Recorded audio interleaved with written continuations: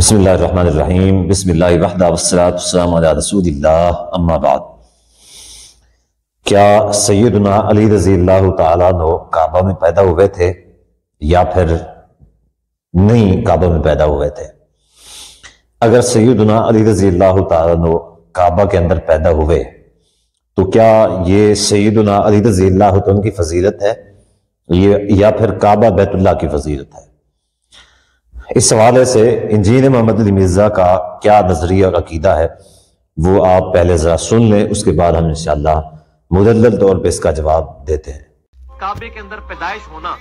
یہ حضرت علی کے لیے فضیلت نہیں ہے، یہ کعبے کے لیے فضیلت ہے۔ انجینئر محمد علی مرزا صاحب کہتے ہیں کہ سیدنا علی رضی اللہ تعالیٰ کا کعبہ میں پیدا ہونا سیدنا علی کی فضیلت نہیں ہے بلکہ کعبہ کی فضیلت ہے، بیت اللہ کی فضیلت ہے کہ سیدنا علی رضی اللہ تعالیٰ بیت اللہ میں پیدا ہوئے، یہ اس کے لیے فضیلت والی بات ہے۔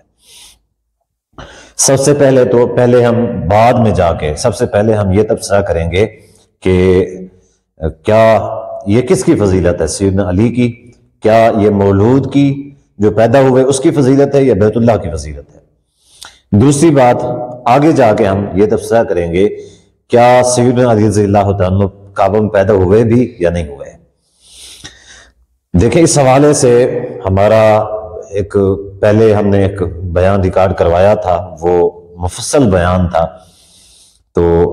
کہ کعبہ بیت اللہ کے اندر کون پیدا ہوا، اس کے حوالے سے دلائل اور مکمل جو تفصیل ہے وہ موجود ہے۔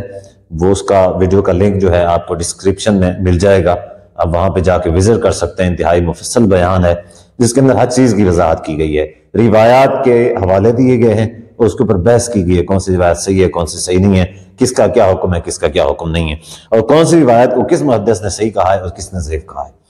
سب سے پہلے تو انجینئر مرزا صاحب کہتے ہیں کہ سیدنا علی رضی اللہ تعالیٰ عنہ کا بیت اللہ میں پیدا ہونا، کعبہ میں پیدا ہونا، یہ سیدنا علی کی فضیلت نہیں بلکہ بیت اللہ کی فضیلت کے حضرت علی بیت اللہ میں پیدا ہوئے۔ یہاں پہ میں ایک بات کہنا چاہتا ہوں انجینئر محمد علی مرزا کے حوالے سے، یا ایک مثال کے ساتھ اپنی بات کو ایکسپلین کرنا چاہتا ہوں کہ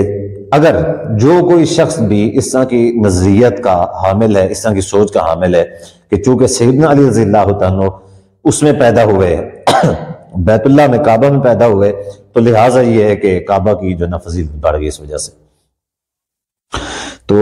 یا یہ عقیدہ ہے کسی کا کہ اگر کعبہ کے اندر سیدنا علی رضی اللہ عنہ پیدا ہوئے تو سیدنا علی رضی اللہ عنہ کی فضیلت جو ہے وہ بہت زیادہ ہے کعبہ میں پیدا ہونے کی وجہ سے، تو ایسے جو لوگ ہیں ان کو میں مشورہ دوں گا کہ آپ کی خواتین، برا مت بنائیے گا، آپ کی خواتین جب بچہ جنم دیں تو آپ بھی بیت اللہ لے جایا کریں، وہاں پہ ڈلیوری کروا لیا کریں تاکہ آپ کا بچہ یا آپ کے بچے کی وجہ سے بیت اللہ کی عظمت میں اضافہ ہو جائے شاید۔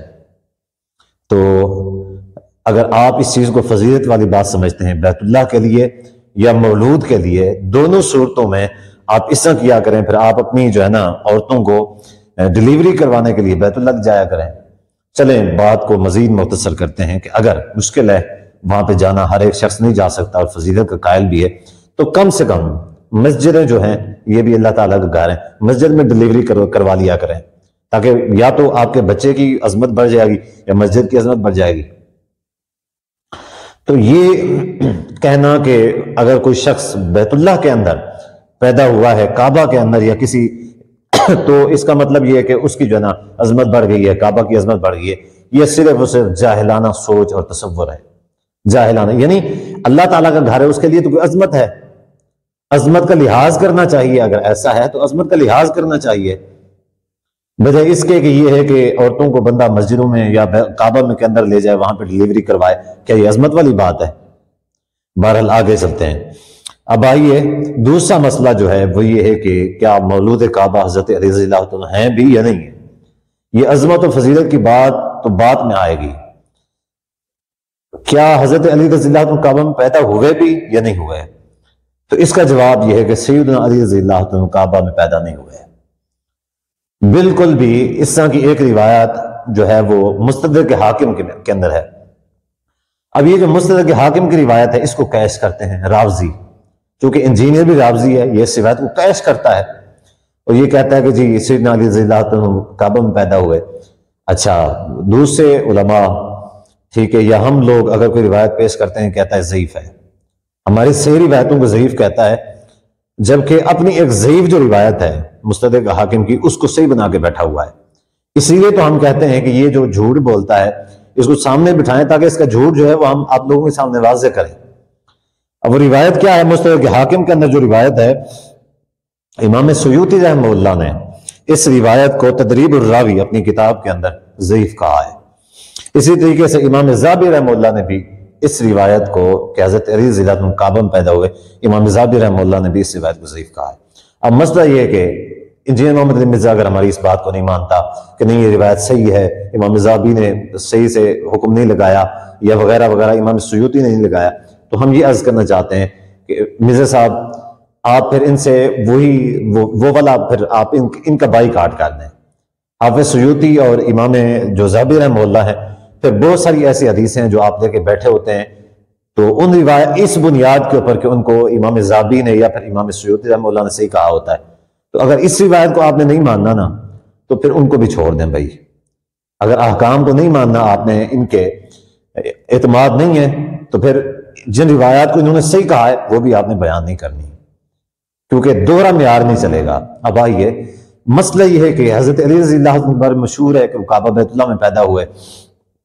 تو اس بات کو رافضی کیش کرتے ہیں، کہتے ہیں کہ اہل سنت کی کتاب میں ہے، مستدرک حاکم ہے۔ ہمارے جو سادہ قسم کے جو لوگ ہوتے ہیں وہ آ کے پوچھتے ہیں کئی سارے علماء سے یا لوگوں سے کہ جی مولانا صاحب یہ بتائیں کہ اس طرح کی کوئی روایت ہے مستدرک حاکم میں؟ جی ہے۔ اچھا یہ بتائیں مستدرک حاکم اہل سنت کی کتاب ہے؟ ہم کہتے ہیں جی ہاں ہے۔ تو وہ کہتے ہیں بس اب ہمیں آگے جاننے کی ضرورت نہیں ہے۔ اور بھائی اہل سنت کی کتابوں کے اندر ضعیف روایات بھی ہیں،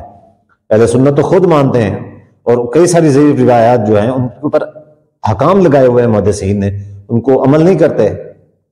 ان کو فالو نہیں کرتے اہل سنت والے۔ تو یہ آپ یعنی ایسی روایات کو آپ لوگ دلیل بنا رہے ہیں جو اہل سنت کے نزدیک قابل دلیل نہیں ہے، اور آپ اہل سنت کا حوالہ دے رہے ہیں کہ اہل سنت کی کتابوں میں ہے۔ اب آئیے، صحیح بات یہ ہے کہ حکیم بن حزام کعبہ بیت اللہ کے اندر پیدا ہوئے، سیدنا علی رضی اللہ عنہ کعبہ بیت اللہ میں نہیں پیدا ہوئے۔ اگر کعبہ بیت اللہ کے اندر پیدا ہونا حکیم بن یعنی پیدا ہونا فضیلت والی بات ہے کعبہ کے لیے یا پیدا ہونے والے کے لیے، تو یہ ان دونوں میں سے کوئی نہ کوئی یا دونوں فضیلتیں حکیم بن حزام کے پاس جاتی ہیں۔ کیوں؟ اسی مستدرک حاکم میں حدیث ہے، اسی مستدرک حاکم میں روایت ہے جس میں حضرت علی رضی اللہ عنہ کے بارے میں ہے نا، تو محدثین نے اس کو ضعیف کہا ہے۔ حکیم بن حزام کے بارے میں جو روایت آئی ہے وہ ہے کہ وَلَمْ يُولَدْ قَبْلَهُ وَلَا بَعْدَهُ فِي الْكَعْبَةِ أَحَدٌ، یعنی حکیم بن حزام، کہ حکیم بن حزام سے پہلے اور بعد، نہ تو پہلے اور نہ ہی بعد کوئی بھی شخص کعبہ کے اندر پیدا ہوا ہے، یعنی صرف اور صرف حکیم بن حزام ہے جو کعبہ کے اندر پیدا ہوا ہے، اس کے علاوہ جو ہے نا کوئی بھی کعبہ بیت اللہ کے اندر پیدا نہیں ہوا۔ اسی طریقے سے ملا علی قاری حنفی رحمہ اللہ اپنی جو ہے نا ان کی جو صحیح بخاری کی شرح ہے اس میں فرماتے ہیں کہ حکیم بن حزام ولد فی الکعبہ، حکیم بن حزام کعبہ میں پیدا ہوئے، ولا یعرف احد ولد فی الکعبۃ غیرہ، اس کے علاوہ ہم کسی کو بھی نہیں جانتے، ہمارے علم میں ایسا کوئی بھی نہیں ہے کہ جو کعبہ میں پیدا ہوا ہو۔ فرماتے ہیں میں نہیں جانتا ایسا کسی شخص کو کہ جو کعبہ میں پیدا ہوا ہو، میں صرف حکیم بن حزام کو جانتا ہوں جو کعبہ میں پیدا ہوا، اس سے پہلے اس کے بعد کوئی بھی کعبہ کے اندر پیدا نہیں ہوا۔ تو صحیح روایت یہ ہے کہ حکیم بن حزام کعبہ کے اندر پیدا ہوا ہے، سیدنا علی رضی اللہ عنہ کعبہ میں پیدا نہیں ہوئے۔